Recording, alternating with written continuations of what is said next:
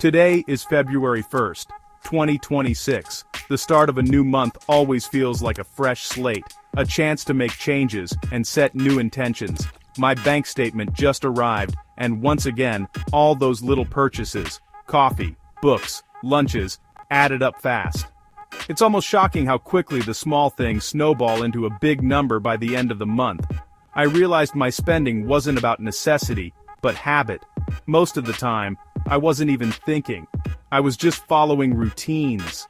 It was time for a reset, a real test of my willpower and priorities. So I decided, for the next 7 days I'd do a strict no-spend challenge. Only rent and bills allowed. Everything else was off limits.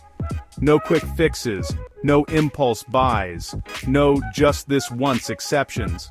No lattes, no takeout, no new clothes, no digital rentals.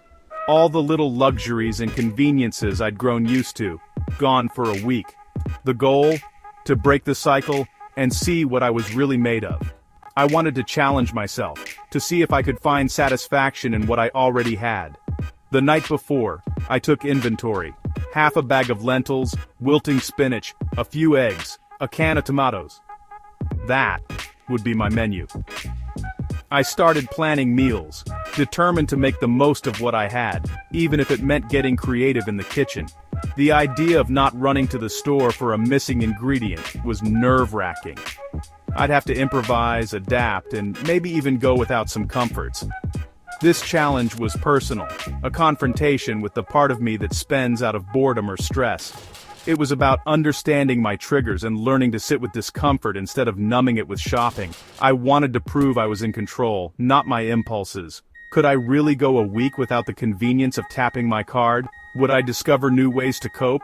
Or just count down the days? I set my alarm for Monday, feeling both anxious and excited. The experiment was about to begin, and I knew it would test me in ways I hadn't expected. I had no idea if I'd make it to the end without caving. But I was determined to try. Maybe I'd learn something about myself along the way. Let's see what happens when spending isn't an option. For the next 7 days, it's just me, my willpower, and whatever I already have at home. Monday morning, the challenge began. I woke up with a sense of anticipation, but also a little bit of dread. This was the first day of my experiment. No spending, no shopping, just making do with what I already had. No coffee shop ritual, just instant coffee at home. The familiar hum of the cafe was replaced by the quiet of my own kitchen. It tasted fine, but the experience was different. There was no friendly barista, no background chatter, no comforting clatter of cups, no barista, no morning buzz, just me and my mug. The silence made me realize how much I'd come to rely on those small routines to start my day. The real test came after work, when old habits crept in and temptations lurked around every corner. I had to walk past the grocery store, fighting the urge to grab just one onion. The automatic pull to pop inside was stronger than I expected. At home, my fridge looked even emptier. The shelves seemed to echo back at me, reminding me of everything I couldn't buy. Dinner was an omelet with the last of my spinach and cheese. I rummaged through the fridge, determined to make something out of what little I had left. I was careful not to waste a thing, using every bit of what I had. Even the wilted spinach stems went in, and I scraped the last shreds of cheese from the packet. This wasn't just about saving money, it was about appreciating what I already owned. Each bite felt like a small act of resourcefulness. The meal was simple, but satisfying. I realized I could make do, even if it wasn't fancy or exciting. I'd survived one day, but it was harder than I expected. Every craving, every impulse to buy something felt magnified. Dozens of tiny moments forced me to say no to old habits. Passing by snacks, ignoring sales, resisting the urge to order takeout, all of it added up. The world is designed to make you spend, and opting out takes real effort. Every ad, every display seemed to call my name, daring me to break my promise. I hadn't saved a fortune, but I'd broken the cycle for a day. That felt like a bigger win than I'd expected. The week ahead still felt long. I wondered if I could keep this up, or if my willpower would fade. But I'd cleared the first hurdle. I made a note in my journal, determined to keep going. That small victory mattered. It was proof that I could change, even if just for a day. I went to bed proud. Day 1, done. Tomorrow the real challenge would begin again. Tuesday's challenge was transportation. My car was low on gas, but refueling wasn't allowed. I found an old transit pass with a few dollars left and took the bus instead. The ride was slower, but I got to read and see my city in a new way. At lunch, the office filled with the smell of takeout. I ate my homemade salad and declined the group order. It felt isolating, but I stuck to my plan. Dinner was lentil soup from pantry odds and ends, surprisingly good, and enough for leftovers. I realized I was learning to solve problems with what I had, not my wallet. Each small victory built my confidence. The week was teaching me resourcefulness. I was starting to see the value in what I already owned. No money spent, but plenty gained. Onward. By Wednesday, the novelty of my no-spend challenge had completely worn off, and the initial excitement was replaced by a heavy sense of monotony. I felt deprived and restless, like I was missing out on all the little comforts I usually took for granted. I couldn't buy a treat to lift my mood, browse a bookstore for inspiration, or even replace a dying pen that had run out of ink. My inbox was overflowing with tempting sales, 40% off, free shipping, limited time offers, each one promising a quick fix for my boredom. But instead of giving in, I unsubscribed from every single one. It was surprisingly empowering to silence the constant calls to spend, to take back control over my attention and my wallet. Bored and feeling a bit low, I glanced around and spotted my library card sitting on the table, almost forgotten. I decided to walk to the library, where I found a new book and a documentary DVD, free entertainment that didn't cost me a cent, and felt like a small adventure. Back home, curled up with my library book and a cozy blanket, the feeling of deprivation slowly faded away, replaced by a quiet contentment. I realized that boredom didn't need a financial fix. Sometimes, it just needed a change of scenery or a new story to dive into. The library was a powerful reminder that free resources are everywhere, waiting to be discovered if I just look for them. The midweek slump was real, but I found a way to climb out of it, feeling a little more resilient and resourceful than before. I was learning to engage my mind, not my wallet, and to find satisfaction in activities that didn't revolve around spending money. The real challenge was shifting my perspective, seeing abundance in what I already had, rather than focusing on what I couldn't buy. I could find joy in simple moments, like a walk in the park, or a good conversation, without spending a dime.